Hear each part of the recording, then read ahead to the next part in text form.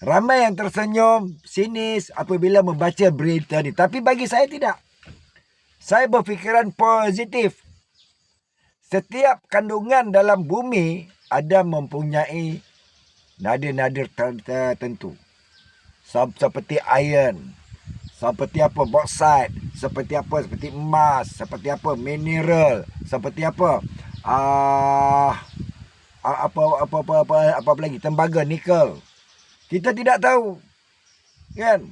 Jadi apabila banjir dengan besar di Aceh, di Sumut, kan, kemungkinan ada mengandungi emas. Dan kita tahu tanah Sumatera adalah tanah yang banyak mengandungi emas. Cuma tidak diterokai secara meluas, kan? Jadi apa tanggapan Presiden Indonesia ini, kita boleh sokong. Dan jangan anda adanya mengatakan ini apa lumpur pun nak jual. Tak, jangan salah faham. Pemrosesan tambang emas, lombok emas berproses daripada airan-airan tanah-tanah lumpur yang dicairkan. Jadi sini kita harus faham, kan? Mana tahu atas kehendak Allah Subhanahu Wa Taala, Aceh menerima perkabaran gembira di mana lumpur-lumpur mereka mengandungi emas.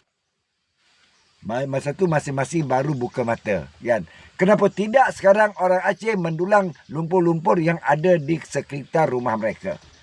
Kemungkinan ada emas, kita tidak tahu. Okey, pada orang Aceh, orang Sumut, orang Temiang, orang Bolga, orang Medan, cuba kita berfikir sejenak. Jangan kita ketawain apa yang dibilang oleh Pak Prabowo.